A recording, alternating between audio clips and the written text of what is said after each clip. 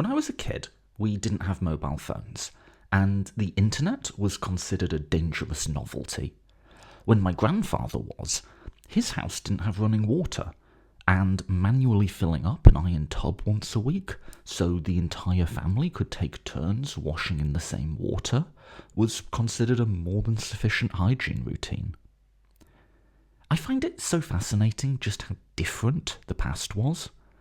It's not just technology, it's people, how differently they saw things to us. My great-grandfather drove a steam train. That's a different technology.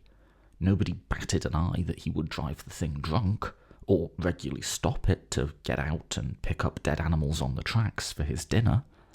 That's a different set of social norms.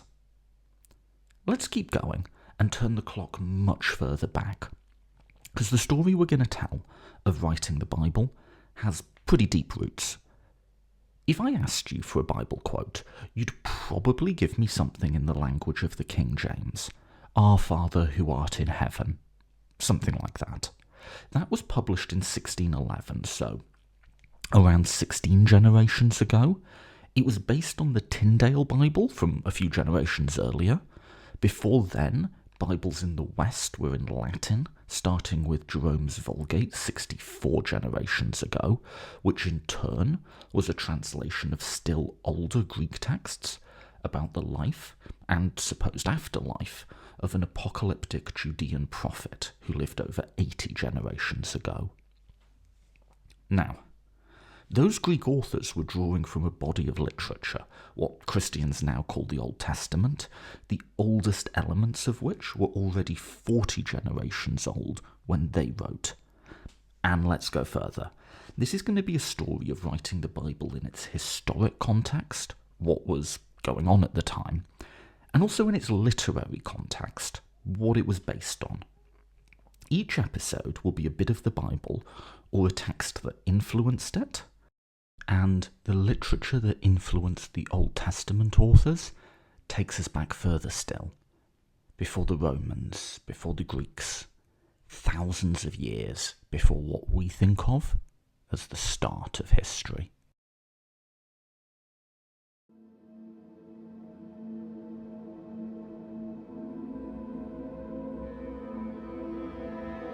Shuma alaf awilim na kapima, kima na kapu babtashu ושתשומע, תרנישו לאושה. סקול יסכל השור ולא יאכל את בשרו, ובעל השור נקי.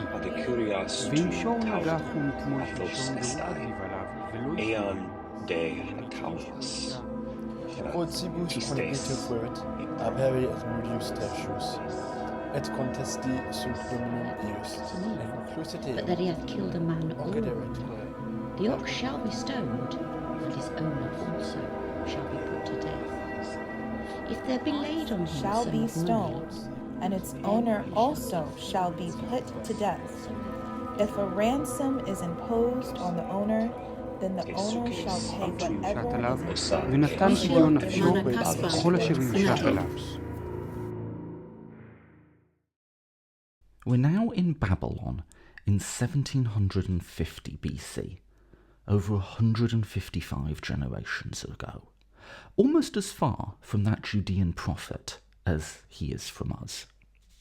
Here, a scribe called Ipic-Aya is compiling an epic poem of a divinely created flood that covered the world, and the one man who saved his family and assorted critters in an ark, the titular Atrahasis. Ipic's world was very different to the desert that covers much of the region today. Instead, it was an almost limitless expanse of lush, fertile fields growing barley, date palms, fruit and vegetables, supporting huge herds of sheep, goats and cattle, punctuated and sustained by a vast network of man-made canals, the, quote, lifelines of the land, which regularly burst their banks and flooded. To maintain these, a massive workforce was employed in creating and reinforcing banks, digging new routes and emergency repairs. The work was endless, but this is what human beings had been made for. Atrahasis told of how the first people were created from clay mixed with divine blood and spit, not for some ultimate, far-sighted, benevolent purpose, but to work, to do manual labour so the gods didn't have to. Create primeval man that he may bear the yoke. Let him bear the yoke of Eliel. Let man bear the load of the gods. Have you ever had a manager who just delegates all of their job to subordinates? The gods were apparently kind of like that, and, like short-sighted employers the world over, in solving one problem, they created another. 600 years passed, and the country became too wide, the people too numerous. The country was as noisy as a bellowing bull. The gods grew restless at their clamour. Eliel had to listen to their noise. He addressed the great gods. The noise of mankind has become too much. I am losing sleep over their racket. Cut off food supplies to the people. Let the vegetation be too scant for their hunger. I guess you could call this divine pest control.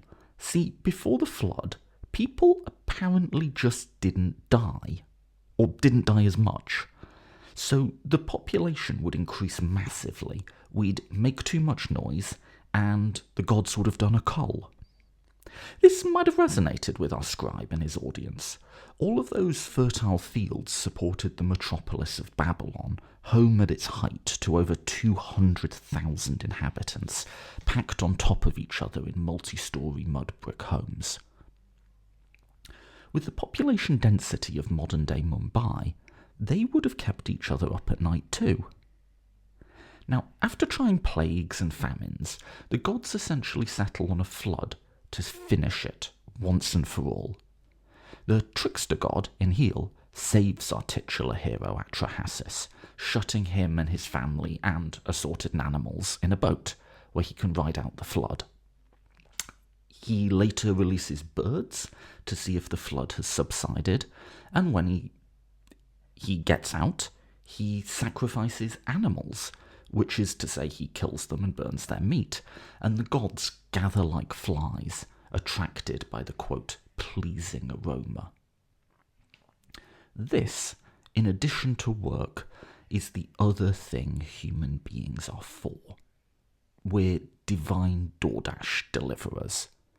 Animal sacrifice is a ubiquitous and ineliminable part of religious practice in this age, and for millennia afterwards.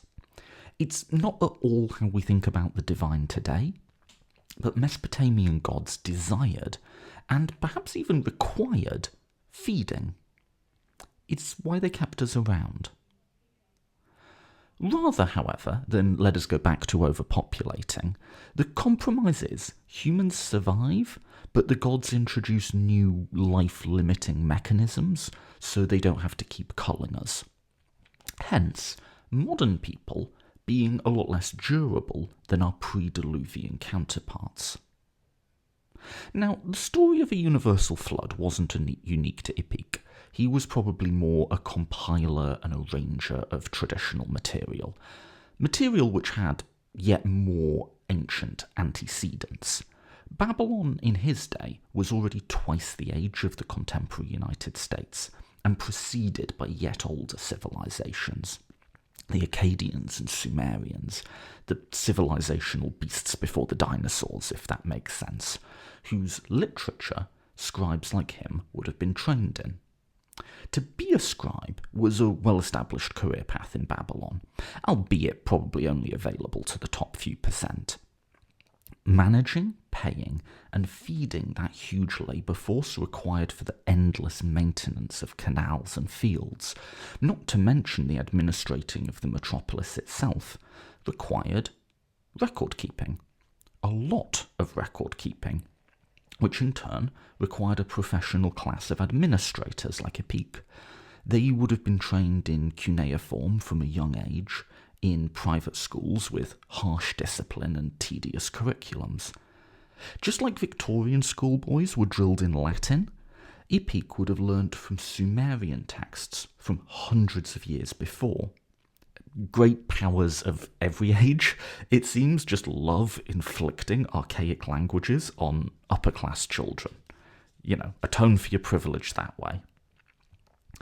Relevant to our story, the Sumerians had their own creation and flood stories. These now only survive in fragments, but it's easy to imagine that scribes like Yupik read them as children, perhaps even knew them by heart, and as an adult incorporated them into their literature. This became Atrahasis, which then in its turn was incorporated into other works, including one very famous text, centrally important to this age, which you just might have heard of. The Epic of Gilgamesh. You thought I was going to say the Bible there, didn't you? We're not quite there yet. Both Atrahasis and Gilgamesh have a long afterlife.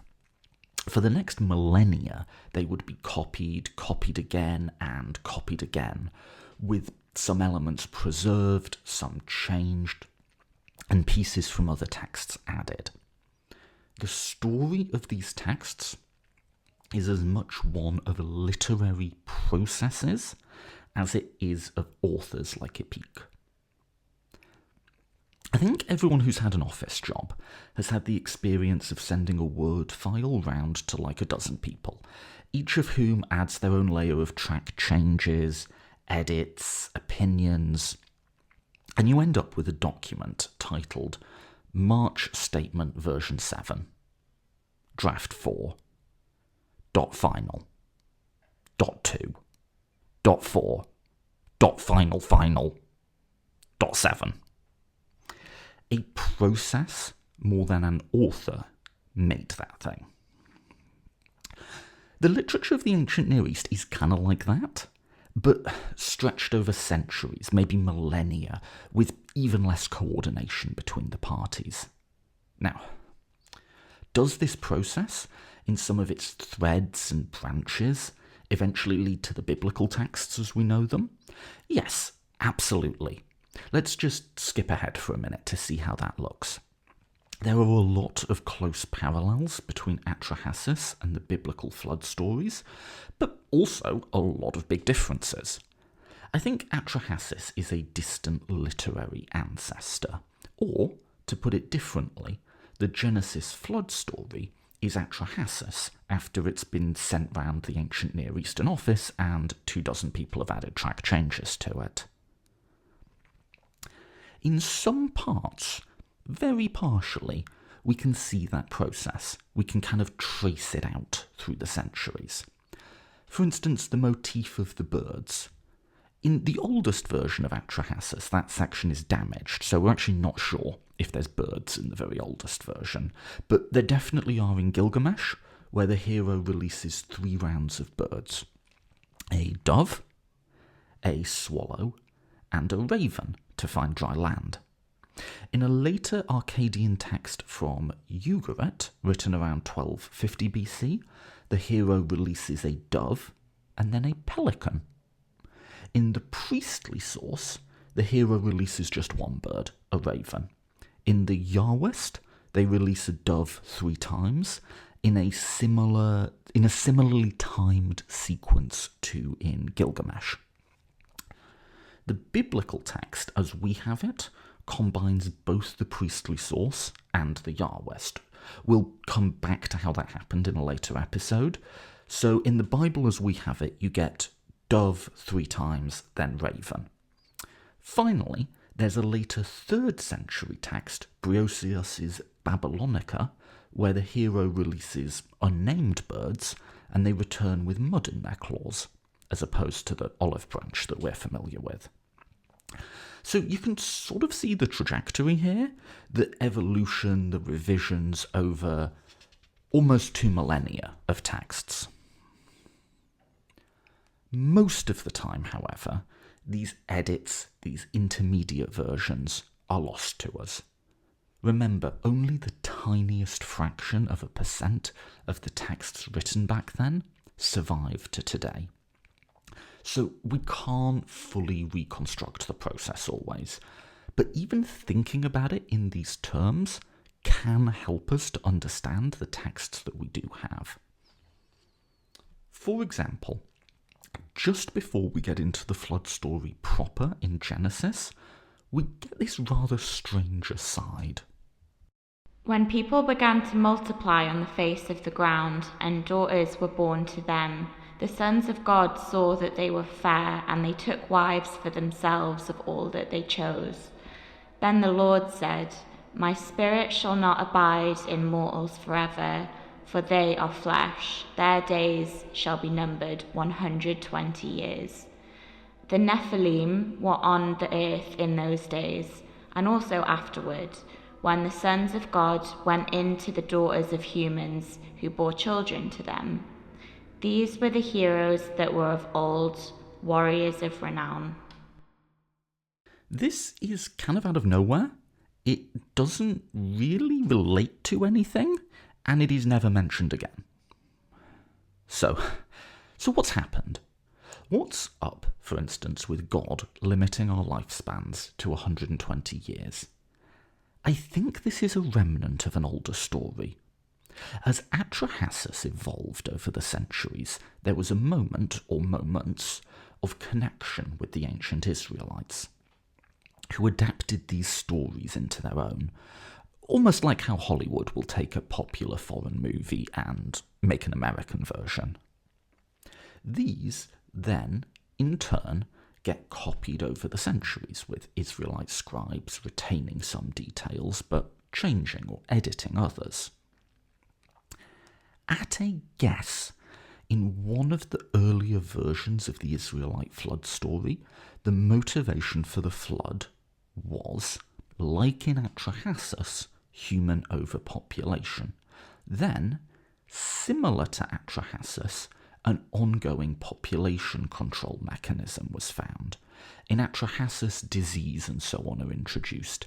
Perhaps in this older Israelite text, God just limits our lifespan to 120 years by executive fiat, as it were. Now, as the story was copied and recopied, the basic details of the flood were kept, but the motivation was changed from overpopulation to sin. The detail of God limiting our lifespans was retained, but moved to the start of the story, for whatever reason, where it no longer had a lot of context to it. I think also there was a general understanding, just sort of in the culture, that people used to live much longer, and that was shared by the Israelites. You can see it in the ages biblical figures lived to. They used to live much longer prior to the flood. So even if it's not the focus anymore, the biblical author retained that 120 years line kind of like as a note. Like, you know, people are aware that people used to live longer before the flood, and so the compiler is being like, oh yeah, and this is where that happened. This is the bit where God decided that. Hang on, Toby. Hang on. I feel like you're kind of burying the lead, focusing on the lifespan thing. What about the half-breed man-god creatures? The Nephilim, or Nephilim, people say that one differently. Honestly, this is probably what it sounds like. When the text talks about the sons of God, it probably has in mind a divine council. So in other cultures around the Israelites, the high god, the father god, would be El. In Greece or Rome, Zeus or Jupiter, Odin in the Norse legends. Then below them would be their children, or the next rank in the pantheon. The idea of these gods having half-divine, half-human children, and these children being more powerful than regular humans, wouldn't have been as wild to the ancients as it would be to us. We don't hear anything else about the Nephilim in Genesis, so maybe this is another fragment. What if there was a previous version where the motivation for the flood was the high god was angry that so many of these Nephilim were being created and decided to wipe them out? The rest of the story what they looked like, how they behaved, the wars they apparently fought in, has come out in the various rounds of edits. Now we just have this strange, enigmatic remnant. Now, all that's speculative, and a small example, but it shows the first big change in perspective you get from considering the Bible in its literary context, or the first one I had. I think when I started thinking about this, I'd subconsciously absorbed a romantic image of noble but primitive tribespeople emerging from the mists of prehistory, bringing with them their particular stories passed down orally until one day a wise man, perhaps in a moment of religious inspiration, writes them down. That's part of it. Oral tradition and religious experiences are real. They matter. They really were stories told by the campfire and prophets crying out in the wilderness. But overall, that picture is misleading.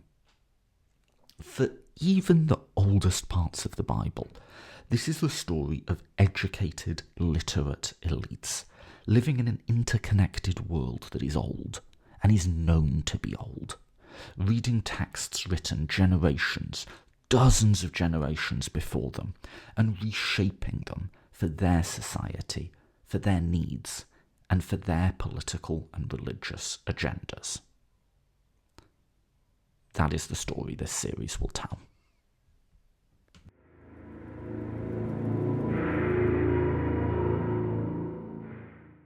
I'd like to thank Dora Buckle for doing the readings of this episode, as well as Amanda Padani, Avishai Ben Sasson Gordis, Eric Vanden Eichel, John Chakal, Linda Buckle, and Ivy Valentine for doing the readings that make up the intro music in Akkadian, Hebrew, Koine Greek, Ecclesiastical Latin, Elizabethan English, and Contemporary American English, respectively.